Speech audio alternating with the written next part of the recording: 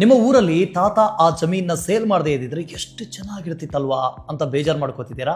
ಹಾಗಾದ್ರೆ don't worry, land ಅನ್ನ ನೀವು ಕ್ಲೇಮ್ ಮಾಡೋದಕ್ಕಾಗೋದಿಲ್ಲ.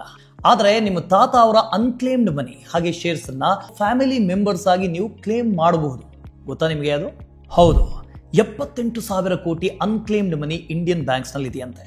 ಅದನ್ನ ಇವತ್ತೇ ಚೆಕ್ ಮಾಡಿ, ನಿಮ್ಮ ಹೆಸರಿನಲ್ಲಿ ಏನಾದರೂ ಇದೆಯಾ ಅಂತ ಬೇಗನೆ ಚೆಕ್ ಮಾಡಿ. ಹೇಗೆ ಅಂತೀರಾ?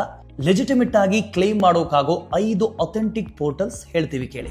ಒಂದನೇದು RBI's ಉದ್ಗಮ್ ಪೋರ್ಟಲ್. ಇದು RBI ಇತ್ತೀಚೆಗೆ ಲಾಂಚ್ ಮಾಡಿರುವಂತಹ ಪೋರ್ಟಲ್. ಇಲ್ಲಿ ನಿಮ್ಮ ಪ್ಯಾನ್ ನಂಬರ್ ಮತ್ತು ಹೆಸರನ್ನ ಎಂಟರ್ ಮಾಡಿ ಮಲ್ಟಿಪಲ್ ಇನ್ಆಕ್ಟಿವ್ ಬ್ಯಾಂಕ್ ಅಕೌಂಟ್ಸ್ ಮತ್ತು FDs ನ ಇನ್ಫಾರ್ಮೇಶನ್ ಇಲ್ಲಿ ಸಿಗುತ್ತೆ. ಈಗ ಎರಡನೇದು IEPF portal, investor education and protection fund authority. ಏನಾದರೂ ಶೇರ್ಸ್ ಅಥವಾ ಡಿವಿಡೆಂಡ್ಸ್ 7 ವರ್ಷಗಳಿಂದ ಇನ್ಆಕ್ಟಿವ್ ಆಗಿದ್ರೆ ಅವು ಗವರ್ಮೆಂಟ್ ಹತ್ರ ಇರುತ್ತೆ.